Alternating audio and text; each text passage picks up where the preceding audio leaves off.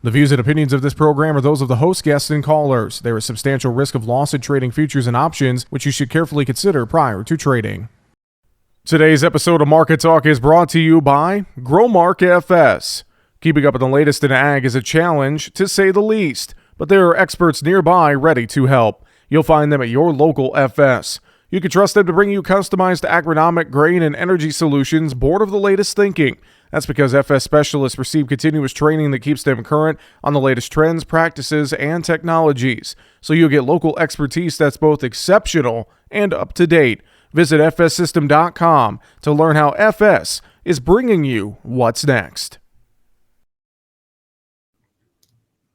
Well, there is no shortage of things to talk about in the commodity markets here as we take a look at things midweek. We have on one side weather, the other side we have the Russia-Ukraine conflict, and in the middle we got the dollar and the economy and much more. And we're going to dive into all of that.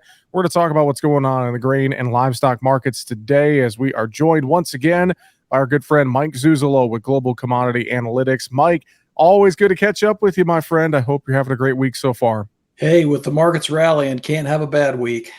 That is very true. Well, and with the markets rallying, a good opportunity, I think, for a lot of farmers maybe to get some selling done if they missed out on previous rallies and whatnot. I mean, we could talk more about things like that here in a minute. I just want to get your thoughts overall with how this market is feeling. I mentioned like the two or three big factors right now in this trade. Is that kind of how you view this trade overall, Mike? Yeah, 100%. And, what we saw Wednesday, I think, was very telling, Jesse, and the leadership role of the market kind of changed a bit in that the soft red wheat specifically, was able to really turn on the afterburners. And why was that? Well, it was because of what I think you and I have been continuing to talk about, and that was the European Union futures, that Paris, Matif, wheat, and corn price jumped 8% in the wheat on Wednesday. Corn jumped about 6%. And I think that's where the wheat finally caught the psychological shift by the trade that A, the Black Sea Grain Initiative is gone. B, Russia is specifically targeting grain infrastructure and grain terminals. And included with that, and I think what helped push us up to the limit, or right just about limit on soft red wheat, was that Russia said that they would go ahead and treat as hostile any ship on the Black Sea that was Ukrainian, and treat it like a military ship, even if it was a grain ship. I think that really registered and hit home to the market participants that thought that maybe that deal would come back and that Putin was just taking it to the 11th hour plus. But maybe the most important feature as to why I think the wheat market finally came around, and I think corn is still very important, don't get me wrong, was that the Polish and 4 other countries have not allowed the grain from Ukraine to come into their country. And this would be Slovakia, Romania, Bulgaria. A lot of key Eastern European countries don't want that grain traveling north and west out of Ukraine by rail and by the Danube or whatever means. And Poland came out and they were able to say, we're extending our stoppage of Ukrainian grain past September 15th. What message that sent to the market as a whole was, guess what? The grain deal is not going to be done, and you're not going to get it out the door like you did before. Your grain is trapped. And I think that's what really hit the market, and it kind of slapped them in the face a little bit. I think it really pushed the button for the excessive short covering, especially in the European markets. Well, let's talk a little bit about the Bloomberg Commodity Index. This is something you and I have looked at from time to time here on the show, and I think this is a good starting point to add to your thoughts there with the Black Sea issues. Walk us through what you're seeing on the commodity index right now. Yeah, it's probably been a couple weeks since we've looked at this, but it continues to be, I think, a good bellwether for the market psychology. The last time we looked at it, we were back down towards that red point in the wedge, that triangle formation, and we noted, I think, on the video and on our market talk discussion that the stochastics were very oversold. So I was going to watch that. My expectation was we weren't going to get demand back, and so if we didn't get wheat or weather to kind of supercharge this market, we'd probably go lackluster, sideways, maybe for the next 3 months, and then come back around after harvest. Well, obviously, weather and wheat have supercharged this market. And now all of a sudden, we're back up there towards the highs that we made back in June. And most importantly, this is a monthly chart. We've been able to get back above the 24-month moving average and stimulate that stochastic buy signal. So extremely important now that this chart holds these technicals as we close out the month of July. And I really like this chart, especially, and we can talk more about it if you want. I really like this chart, especially because of the high pressure ridge moving into Iowa and whether it's going to last towards the end of the month, and also what the Fed says next Thursday and what that does to the market action towards the end of the month as well. It's a great point you brought up there with that high pressure ridge moving into Iowa and just the overall thought that we could see more hot and dry weather. And I know this is especially true for the corn crop. We're entering pollination time frame. I mean, this is a key time, Mike, where we don't need 100 some degree temperatures. We need rain and somewhat cool temperatures to help out that crop across much of the Corn Belt. Yeah, I think you're 100% right. And I think it really is reminiscent of a repeat of a 2012 scenario, or even, more recently, a repeat of the pre-grain stocks report at the end of June. It really does call into question as we go into the end of the month, whether that 173.3 yield and 49.5 yield in corn and beans last year are really attainable. And I think that's where the market's trending back towards. I will say the later part of the day, we didn't see the corn find as much support off the wheat rally, and we actually saw the front end beans go negative.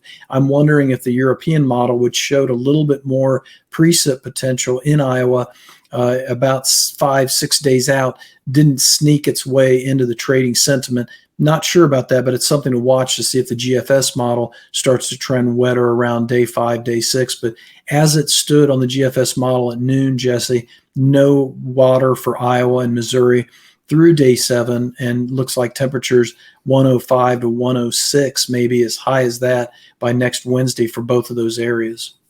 Well, since we're talking corn and beans a little bit here, I'll pull up our next chart, the November bean, December corn ratio. We've talked about this before.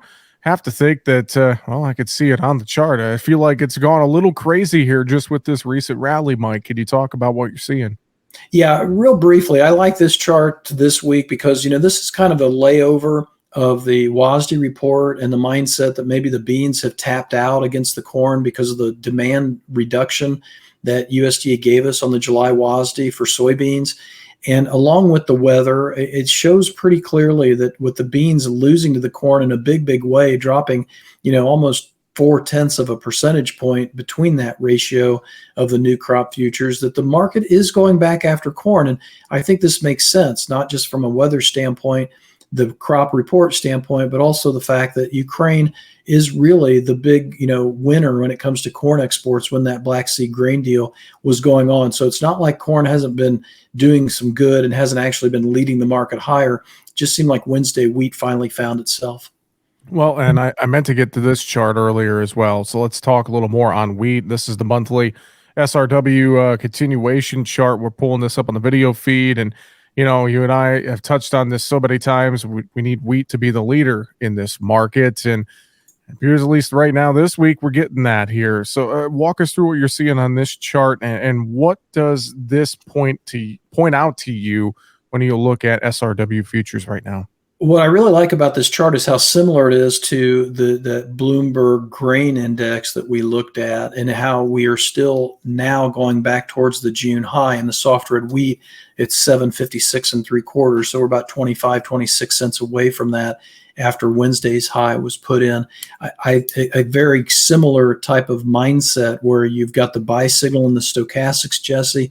You held the 200-month moving average. That's the big black line that kind of is flat almost. It goes across the bottom part of the chart. And then we've been able to get back up above the dotted line, which is this old support line drawn off the 2008 highs. And so these markets look like they're ready to break out, both the Bloomberg grain index and the soft red wheat. And I would say the corn looks very similar, meal looks very similar, and some bean charts look similar, some not as much. But this is where, much like the end of June, we've had that follow through of the rally as we came off last week. Much like the end of June, we're going into the end of July with a very critical market in place. And notice that this is the first buy signal in the soft red wheat. If it holds through next week, it's the first really strong buy signal on oversold conditions, single digit stochastics, going all the way back to 2016, the very bottom left of the chart. That's saying something. I think if we hold that, that would be a 7-year stochastic buy. And it's been a long time since we've, traded this low for this long when it comes to those oscillators. We are having a conversation today with Mike Zuzolo from Global Commodity Analytics. Mike, we touched on the Black Sea issues. We touched on weather. You made a passing mention about the Fed. I want to talk about that dollar a little bit. What's your thoughts with the dollar's been going lower? I know it was a bit higher Wednesday, but I have to think that dollar moving a bit lower to some lows we haven't seen in a while has got to be supportive for commodities as a whole. I think that's the third leg of the stool, honestly, Jesse. I don't think we would have gotten this type of rally and short covering had it not been for both the weather and not just U.S. weather, but global weather coming together, and then the Ukrainian grain deal not being in play, and then that 14-month low in the dollar. I will say in the Fed, when it comes to the Fed, I really do feel as though the market could go higher if the high ridge of pressure holds all the way through the end of July into the 1st of August. But I would also say we're going to lose more and more demand as the market goes higher on weather, and we could lose even more investment demand if the Federal Reserve next Thursday throws us a curveball and says, look, this is not the last rate hike for the year. That's what the market, in my opinion, is banking on, both the interest rate market and the dollar and the equities markets. Note the S&P 500, fresh 2023 highs this week. So I'm going into next Thursday in that Federal Reserve kind of like a WASDE report, where if I can keep the rally candle burning, so to speak, I want to get some paper hedges rolled up and get some fresh paper hedges in new crop corn in place. And yes, that's burning money in case the high ridge of pressure stays in place. But look at it this way. We don't know the upside if it stays hot and dry, and we don't know the yield. So you don't want to be cash sellers in the Western Corn Belt and the upper Midwest, in my opinion. You want to do it on paper in case something like the Federal Reserve knocks the market back and we go back to trading a bearish demand mindset. Last thing I'll say about that is I probably wouldn't be this vehement on it had it not been the continued negative economic data that we continue to get from China. That GDP number is scary. They're not going to get 5% growth. That means they're probably going to have massive unemployment if they don't really stimulate their economy. Their youth unemployment at 22% is already a record high. So we are losing our biggest commodity buyer right now economically. Don't lose sight of that. I'm glad you framed it that way, because obviously demand, of course, is still ugly and very bearish, but it just feels like, to your point right now, giving yourself opportunities to manage that risk, because the technical picture seems like it's there. Maybe the fundamentals are a little bit of a different story, but the technical pictures really seem like they're shaping up nicely here in this window, Mike. That's exactly right. And there's always been a debate ever since I've been in the market, for almost 30 years. There's always been a debate among technicians. Technicals tell you what's already happened. Technicals tell you what's going to happen. And I can argue it both ways. And so that's why these are the types of markets when I don't have demand underneath me to be a hedger. Let's talk livestock. Let's move over and look at the cattle markets. I'll pull up one more chart for us on the video feed, the feeder fat cattle spread. And, you and I, it seems like every week we have something new to discuss in this cattle market. And, I'm still waiting to see if we topped out or if we have another leg higher. I mean, what's your thoughts with cattle right now, Mike? Well, the neat thing about this chart is this is lead month feeders against lead month fats, and it seems like the cycle is working fairly well, that the feeders have made a low against the fats, and in the second quarter, we're now moving towards a mindset where the fats could be in a situation where we make a high with the feeders against the fats in the third quarter.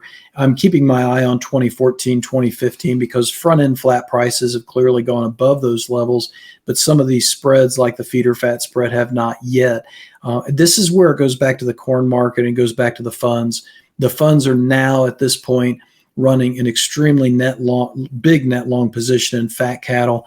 That means that they are close to where they were back in June, and that was the highest in 4 years, going all the way back to 2019. So I'm hedging back end fat cattle now.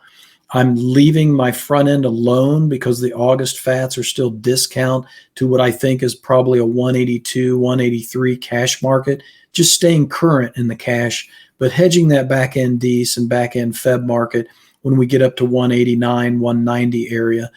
In the feeders, this is the chart I'm really watching to see if the feeders can extend themselves to the upside, but that upside potential probably very limited in those 2014, 2015 highs that I've got that green square on.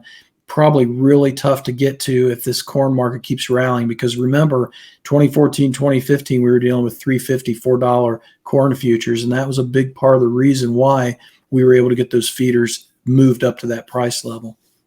And something that I wanted to ask you as well, getting some of those hedges in place in some of those back month contracts, Mike. I mean, does someone just want to leave that top side completely open? Do they want to throw a wish order way up there a ways as a call maybe? I mean, what's your thoughts on that? As far as selling calls against bought puts right now, and I'd say that's a wonderful question to entertain for both cattle and beans. I see those markets very similar. Right now, we're in a position where a short call could rip your head off and turn you from a hedger to a speculator because it's going against you so badly, and you're taking the hit and you're not making it up because you can't market those cattle until 4 or 5 months from now. So I would say I think I like that idea a lot about 2 months from now in both beans and cattle. It's a great question, Jesse. Yeah, I appreciate the explanation. It's just a thought that I'd had here in the last couple of days. I wanted to hit you with that. Another thing too, cattle on feed report, cattle inventory report coming up on Friday afternoon. How much do you think this market is going to have to deal with some positioning ahead of that report, Mike? I think the inventory numbers are wide open right now. I mean, we have an idea of what we have because the cattle on feed reports have been okay, but they have not been very close to some of the estimates for both placements and on feed numbers. And so I think the biannual number is extremely important. And that's why I'm doing the back end hedging with the bought puts right now. It's the same as a weather market in the soybeans. It could really rock this market if we show a tighter supply here mid-year, and then we go into a drought. And that would even tighten the numbers up even more after flushing marketings forward for a while. But that'd leave that back end open to a lot higher potential price action. When it comes to the cattle report, I'll also be watching to see the reaction in the corn market, because I'm really fearful, Jesse, we can't get the corn and bean yields back now if we have a second go around of a weather scenario. And I'm really nervous in the upper Midwest and Western Corn Belt and sneaking into the plain states that cash corn, cash meal prices are not going to come down much for the next 3 months. So I think that's really important for the feeder out there. Hog market real quick. I've been hearing some chatter that some folks are putting a little more focus on the October contract instead of the August contract now. Is that a good idea in your thoughts? Where are we kind of stand in this hog market right now? Yeah, I think it is because of seasonality. You typically lose the BLT seasonal, that pork belly lead, bacon, lettuce, tomato seasonal tends to dry up in August. And so that would make sense that you go in the back end and probably pick up a few extra head in the marketing side of the equation. So if you're going to hedge, very similar to the fat cattle market, I think the AUK and the Ds are probably the best place to be. But the Chinese numbers continue to disappoint. They continue to buy pork out of their reserves, buy pork off the market, push it into their reserves. That's not a good sign for their domestic hog production. Wonderful analysis as always. Before we let you go, Mike, any final thoughts you want to share with us today? No, just keep with the markets. Don't bury your head in the sand and elevate that marketing plan, as I like to say, Jesse. And thanks again for having me.